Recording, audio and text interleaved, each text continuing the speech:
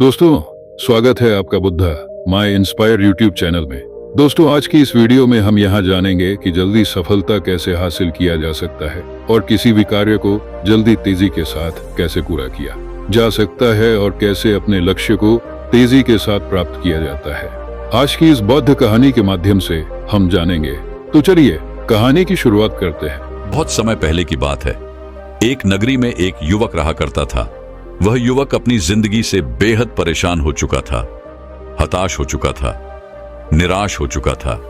वह युवक एक राजा के महल में साफ सफाई का काम किया करता था, लेकिन बहुत मेहनत करने के बाद भी उसे जो मेहनताना मिलती थी वह बहुत थोड़ी सी थी।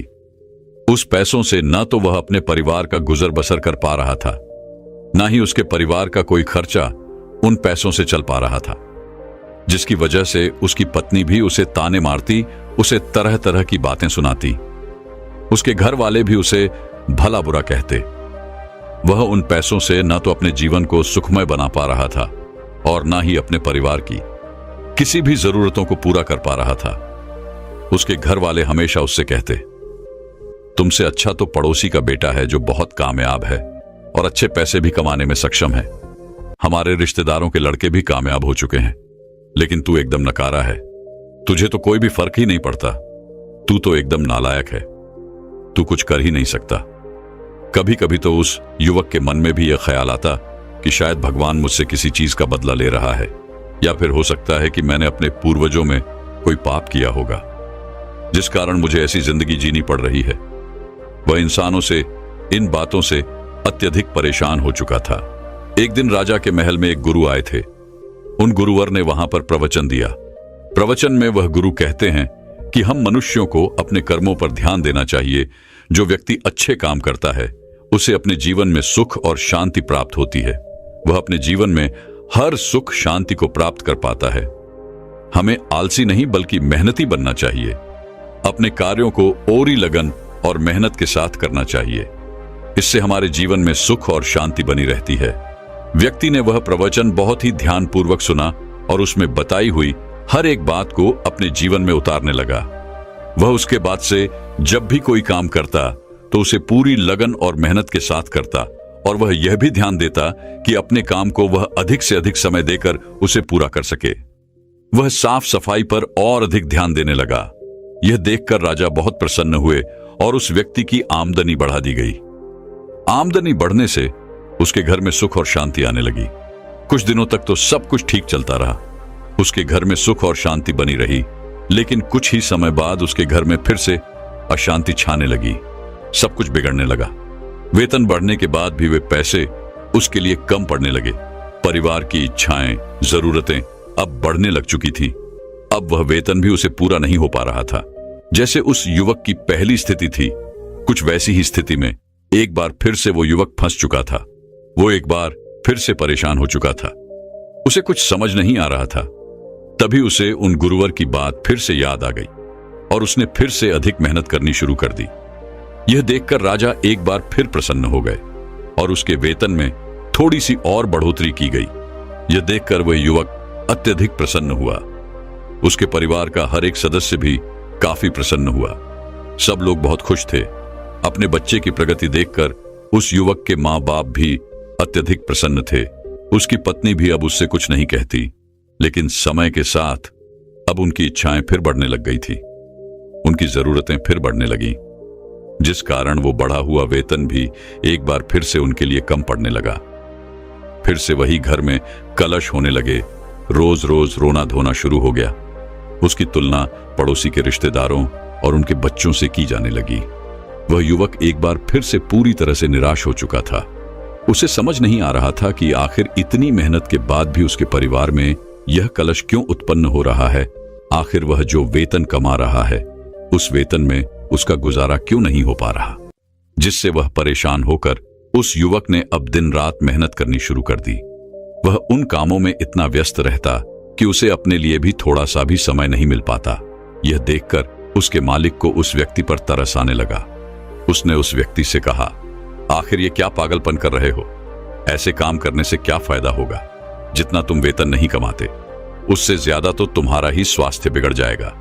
देखने से तो तुम समझदार मालूम पड़ते हो, फिर ऐसी बेवकूफी क्यों कर रहे हो? जिस समय तुम्हें सोना चाहिए उस समय तुम न सोकर आधी नींद में काम कर रहे हो, जिस कारण तुम्हारा काम अच्छा नहीं बल्कि खराब होता जा रहा है।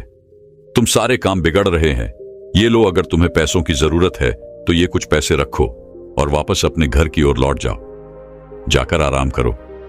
जब तुम्हें अच्छा महसूस हो तब तुम काम पर वापस आ जाना। लेकिन इतनी मेहनत के बाद तो व्यक्ति अब काफी बीमार हो चुका था। उसका स्वास्थ्य बिगड़ चुका था। उन पैसों को लेकर वह घर की तरफ वापस आ रहा था। तभी उसे वही गुरुकर मिले जो महल में आकर उपदेश दे रहे थे। वह उन गुरुवर के पास पहुंचा, उन्हें प्रणाम किया और उनसे कहने लगा, है गुरुवर, जैसा कि आपने उपदेश दिया था कि हमें अधिक मेहनत करनी चाहिए, अपने काम को लगन और मेहनत के साथ करना चाहिए, तब घर में सुख और शांति बनी रहेगी। मैंने ठीक वैसा ही किया। मैंने कभी किसी का बुरा नहीं किया। आपने कहा था कि खूब मेहनत करो, ईमानदारी से करो, तो मैंने खूब मेहनत भी की और पूरी ईमानदारी से की। उसका फल मुझे मिला, मेरी उन्नति भी हुई। लेकिन मैंने जहां से शुरुआत की थी आज भी मैं वहीं पर हूं और अत्यधिक मेहनत के कारण आज मेरा स्वास्थ्य बिगड़ चुका है। मैं बीमार हो चुका हूं। अब मुझे नहीं लगता कि मेरी इससे ज्यादा उन्नति हो सकती है। मैं कल जहां खड़ा था मैं आज भी वहीं पर खड़ा हूं। जिस तरह से कल मेरे परिवार की स्थिति थी, आज भी उसी स्थिति में मेरा परिवार अपना गुजर बसर कर रहा है। क्या किसी का भला सोचना, क्या अत्यधिक मेहनत करना, कामों को समय पर पूरा करना, क्या यह सब गलत है?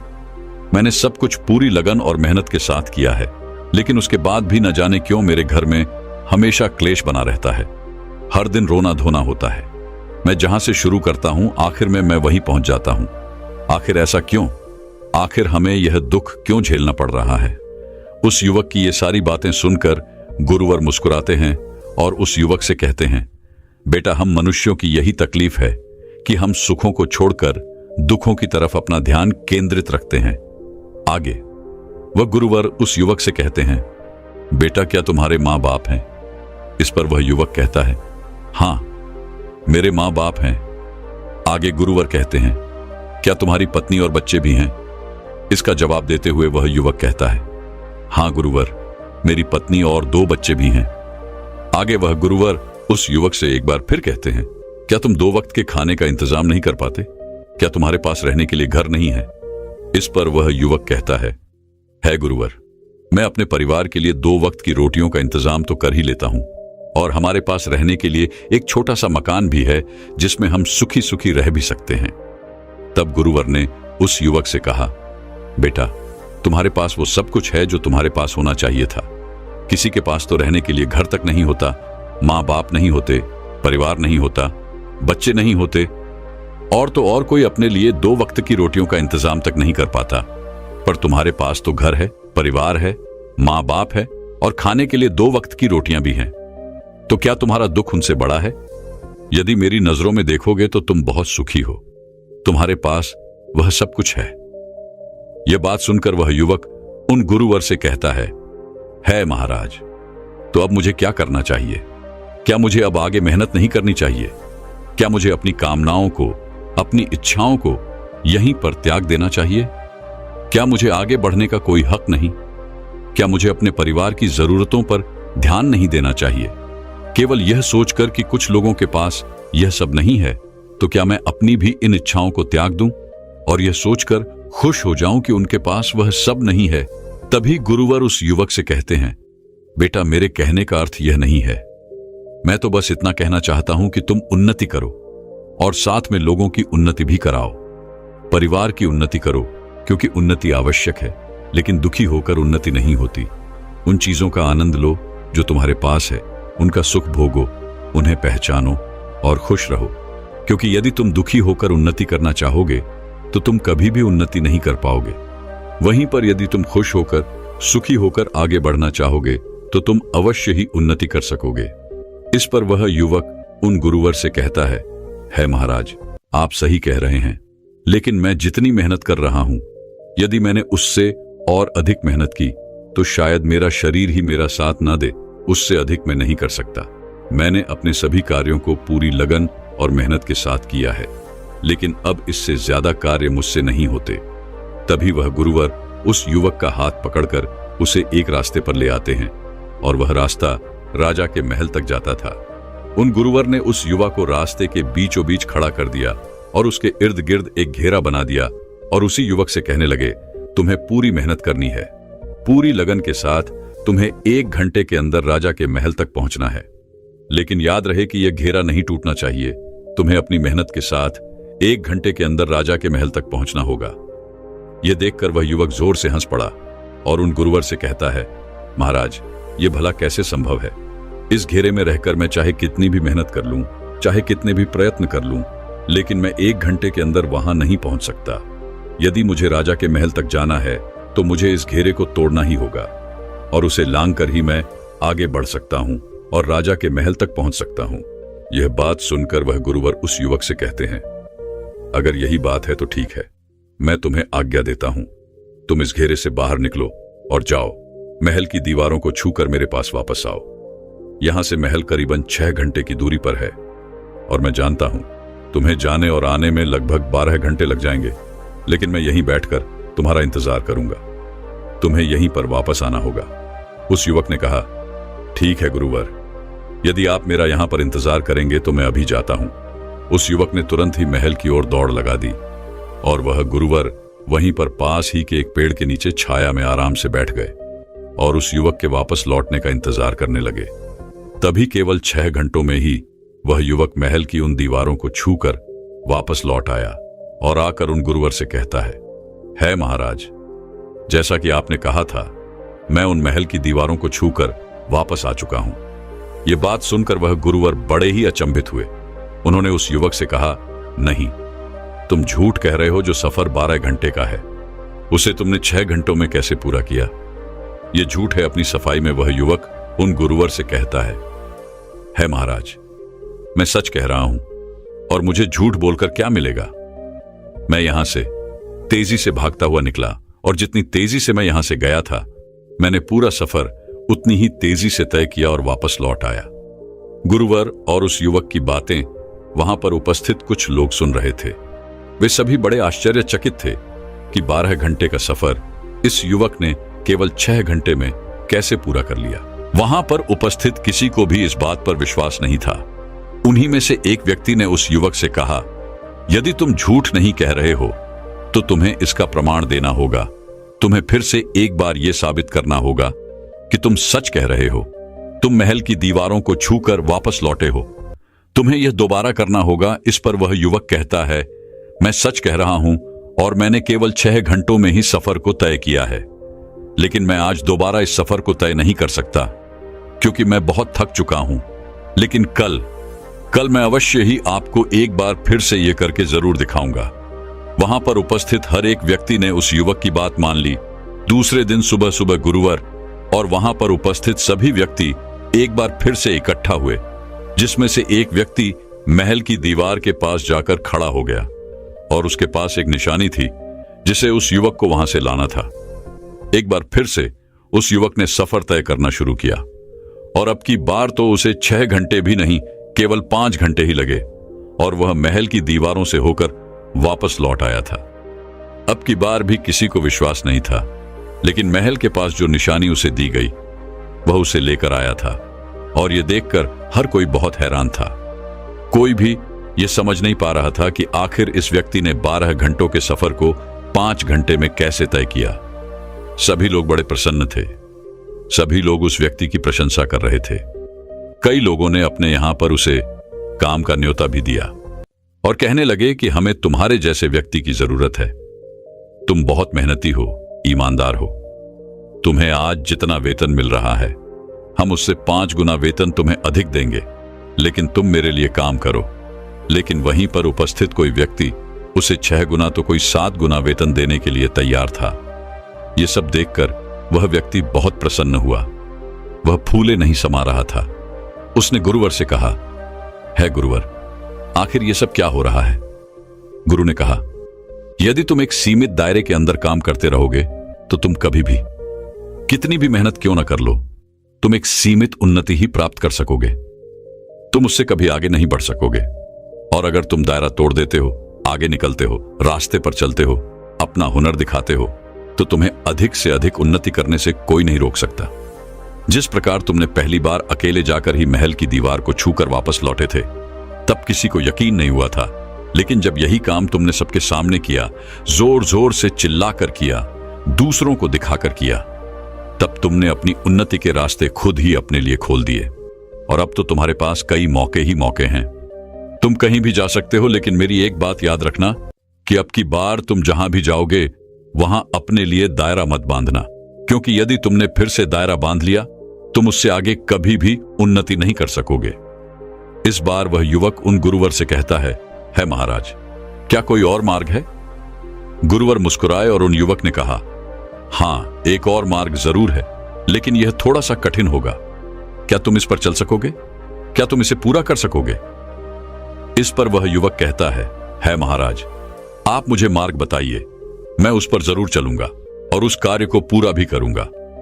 अब की बार गुरुवर ने कहा, जिस सफर को तुमने 5 घंटों में तय किया है, उस सफर को अब तुम्हें केवल 2 घंटों में ही पूरा करना होगा। क्या तुम यह कर सकोगे? उन गुरुवर की यह बात सुनकर इस बार वह युवक अत्यधिक अचंभित हो गया। उसे यह समझ नहीं आ रहा था कि आखिर उस 5 घंटे के सफर को वह 2 घंटे में कैसे तय करेगा। काफी सोच विचार करने के बाद उस युवक ने उन गुरुवर से कहा, महाराज, यह असंभव है, ऐसा कोई नहीं कर सकता। तभी वह गुरुर कहते हैं, जो असंभव को संभव कर दिखाते हैं, यह मार्ग उन्हीं के लिए है। सोचो कि तुम इस असंभव कार्य को कैसे पूरा कर सकते हो। जब तुम इस असंभव कार्य को पूरा करने के लायक हो जाओ, तब तुम मेरे पास वापस आना। वह युवक काफी देर सोच विचार करता रहा, लेकिन उसने हार नहीं मानी। उसने उसी दिन से उस सफर को केवल 2 घंटे में पूरा करने का प्रयास किया।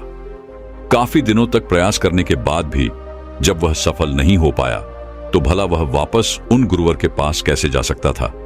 लेकिन उसने हिम्मत नहीं हारी। उसने और कई दिनों तक इस प्रयास को जारी रखा, लेकिन उसके बाद भी वह उस सफर को 2 घंटे में पूरा नहीं कर पाया। हार मानकर वह वापस उन गुरुवर के पास पहुंचा और उन गुरुवर से कहने लगा, महाराज, जो कार्य आपने मुझे सौंपा था वह असंभव है, ऐसा नहीं हो सकता। 2 घंटे में पैदल चलकर महल तक का रास्ता तय करना बिल्कुल असंभव है। यहां से जाकर वापस लौटना नामुमकिन है। तभी वह गुरुवर उस युवक से कहते हैं, बेटा, तुम केवल उस रास्ते को देख रहे हो जो पहले से ही बना हुआ है, जिस पर लोग चल रहे हैं, जिसका लोग इस्तेमाल कर रहे हैं। वह रास्ता तो पहले से निश्चित है। उस रास्ते की दूरी पहले से ही निश्चित है। उस रास्ते पर तुम कितना भी प्रयास क्यों ना कर लो, तुम कभी भी उस सफर को 2 घंटे में पूरा नहीं कर सकोगे। यदि तुम्हें इस रास्ते को केवल 2 घंटे में ही तय करना है, तो तुम्हें अपना रास्ता खुद बनाना होगा। तुम्हें खुद उसकी दूरी तय करनी होगी। दूसरों के रास्ते पर ना चलकर अपने लिए खुद रास्ता बनाओ। जो भी कठिनाइयां सामने आए, उन कठिनाइयों का सामना करो। लेकिन मेरी एक बात याद रखना, जब तुम इस रास्ते पर चलोगे तो तुम्हें अपनी उम्मीदों के टूटने का डर लगेगा, सब कुछ खो जाने का डर लगेगा, यहां तक कि अपनी जान भी जाने का डर तुम्हें महसूस होगा। और अपने रास्ते में तुम्हें असफलताओं का भी डर अवश्य लगेगा। लोग तुम्हें मूर्ख कहेंगे, पागल कहेंगे, बेवकूफ समझेंगे, तुम्हारी हंसी उड़ाएंगे, तुम्हारे रास्ते में तरह तरह की मुश्किलें पैदा करेंगे, यहां तक कि तुम्हारे रिश्तेदार भी तुम्हारा साथ छोड़ देंगे। इस रास्ते पर चलकर तुम पूरी तरह से अकेले पड़ जाओगे। क्या तुम यह सब झेल सकोगे? क्या तुम इन सब चीजों को बर्दाश्त कर सकोगे? जो व्यक्ति सफल होना चाहता है, जो व्यक्ति उन्नति करना चाहता है, उन्हें अपना मार्ग खुद ही बनाना पड़ता है। और उनके रास्ते में ऐसी कई सारी अड़चनें आती और चली जाती हैं, लेकिन वे कामयाबी के जुनून में इस तरह से डूबे रहते हैं कि अपनी मंजिल को वो कभी नहीं छोड़ते और वह अपना रास्ता धीरे धीरे तय करते ही चले जाते हैं। और जब वह कामयाब हो जाते हैं तो लोग भी उनके पीछे उनका गुणगान करते हुए चले आते हैं। यह सुनकर वह युवक उन गुरुवर को प्रणाम करता है और उनसे कहता है महाराज, जैसा आपने मुझे कहा है एक नया मार्ग बनाना, अब से मैं अपने मार्ग पर चलूंगा और 12 घंटे के सफर को केवल 2 घंटे में मैं पूरा करके ही दिखाऊंगा। इतना कहकर वह युवक उन गुरुवर को प्रणाम करके वहां से चला गया। वहां से जाने के बाद उस युवक ने उस स्थान के हर एक जगह का मुआयना किया, समझा, उसे परखा और फिर यह तय किया कि वह अपना अलग मार्ग बनाएगा। तभी उसे एक रास्ता दिखाई दिया। वह रास्ता जंगल से होकर गुजरता था। जंगल में कई खतरनाक जानवर थे, कई तरह का खतरा था, जान भी जा सकती थी। और जब यह बातें उसने अपने घर वालों को बताई तो उन्होंने उसे मूर्ख समझा, बेवकूफ समझा, उसका मजाक उड़ाया, उसका उपहास किया और वे ये कहने लगे कि यदि तुझे यही कार्य करना है तो तू अभी के अभी मेरे घर से निकल जा। लेकिन वह व्यक्ति नहीं माना। उसने जंगल के रास्ते को साफ करना शुरू कर दिया। गुरुवर की नजर उस युवक पर बनी हुई थी। वह गुरुवर उस युवक का ध्यान दूर से ही रख रहे थे। जो कि उस युवक को यह रास्ता बनाते हुए देखता, वह उसे मूर्ख और पागल ही समझता, क्योंकि कोई भी व्यक्ति अपनी जान के पीछे क्यों पड़ा रहेगा। इस जंगल में कई खूंखार जानवर थे। सब यही सोच रहे थे कि आखिर यह मार्ग किसके लिए बना रहा है। पर उस युवक ने किसी की बात नहीं सुनी। धीरे धीरे समय बीतता गया। समय के साथ उस युवक का निश्चय भी दृढ़ होता गया और लगभग 6 महीने के बाद उसने वह रास्ता तैयार कर लिया। एक रात जब वह काम कर रहा था तो उसे सांप ने काट लिया। वह लगभग मृत्यु के करीब पहुंच चुका था, लेकिन उसे किस तरह से बचा लिया गया। और ऐसे ही करके उस पूरे समय में उसका सामना कई खूंखार जानवरों से भी हुआ, कई तरह के कीड़े मकोड़ों से भी हुआ, लेकिन वे उनको छोड़कर अपने मार्ग पर अड़ा रहा। और उसने अपने मार्ग को कुछ इस तरह से बनाया था कि आने वाले लोगों को जंगली जानवरों से खतरा कम हो सके। उसके इस कार्य की चर्चा पूरे नगर में होने लगी। राजा तक भी यह बात पहुंच चुकी थी। अब राजा भी उस पर नजर रखे हुए थे। लेकिन तकरीबन 6 महीनों के अंदर उसने इस रास्ते को तैयार कर लिया और आखिरकार वह वापस अपने गुरुवर के पास पहुंचा और उनसे कहने लगा, है गुरुवर, जैसा कि आपने कहा था, मैंने अपने लिए एक नया मार्ग बनाया है और इस मार्ग से हम महल तक केवल 1 घंटे में ही पहुंच सकते हैं। यह सुनकर वह गुरुवर अत्यधिक प्रसन्न हुए और यह बात राजा तक भी पहुंच गई। राजा ने भी इस मार्ग का निरीक्षण किया और उन्होंने भी पाया कि यहां से महल की दूरी केवल 1 घंटे में ही तय की जा सकती है। यह देखकर राजा अत्यधिक प्रसन्न हुए। राजा ने उस युवक को दरबार में बुलाया और उससे कहा, तुम्हारे अंदर तो बहुत बड़ा हुनर है। तुमने बहुत अच्छे तरीके से इस मार्ग को तैयार किया है और वह भी अकेले। मैंने और मेरे मंत्रियों ने कई बार इस रास्ते को छोटा बनाने की कोशिश की थी, लेकिन हर बार कुछ ना कुछ समस्या, कुछ ना कुछ अड़चन अवश्य खड़ी हो जाती। लेकिन तुमने तो इस कार्य को कर दिखाया। इसके लिए तुम जो चाहो वह इनाम हम तुम्हें देने के लिए तैयार हैं और इस राज दरबार में एक मुखिया का पद भी तुम्हें अवश्य दिया जाएगा। अब वह युवक इतना सम्मान पाकर अत्यधिक प्रसन्न हुआ और जो उससे नाराज थे, जो लोग उसे मूर्ख कह रहे थे, जो लोग उसका उपहास कर रहे थे, जो रिश्तेदार, जो परिवार उसका साथ छोड़ चुके थे, वे लोग उसके सामने नतमस्तक हो गए। वह गुरुवर के पास पहुंचा और उसने कहा, है गुरुदेव, आज मैं जो कुछ भी हूं, आज मैंने जो कुछ भी पाया है, ये सब आप ही के मार्गदर्शन के कारण हुआ है। इसके लिए मैं आपका आभारी हूं।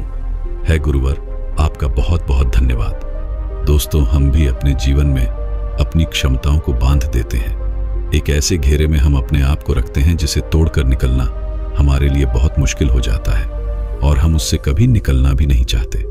जब भी हम कुछ बड़ा सोचते हैं, कुछ बड़ा करने की कोशिश करते हैं, तो हमें कठिनाई महसूस होती है, हमें डर लगता है। हम हमेशा दूसरों के पीछे चलना पसंद करते हैं, जीवन में सुगमता और आसानी ढूंढते हैं। चुनौतियां लेने से हमें डर लगता है, लेकिन वास्तविकता तो यही है कि यही चुनौतियां, यही डर, यह मुसीबतें, यह कठिनाइयां, यह परिस्थितियां ही हैं जो हमें मजबूत बनाती हैं। आने वाले समय के लिए यह हमें रास्ता दिखाती है और यही हमें एक एक करके अपने मंजिल तक पहुंचाती हैं। इसके बिना हम मंजिल तक कभी नहीं पहुंच सकते, क्योंकि जब तक हम असफलता नहीं देखते तब तक हम सफल होने का प्रयास भी नहीं करते। दोस्तों, अगर ये वीडियो आप लोगों को पसंद आई हो तो प्लीज वीडियो को लाइक करके चैनल को सब्सक्राइब कर लेना, ताकि ऐसे ही ज्ञानवर्धक वीडियो आप लोगों को हमेशा सबसे पहले मिलती रहे। धन्यवाद दोस्तों। तो मिलते हैं अपने अगले वीडियो के साथ।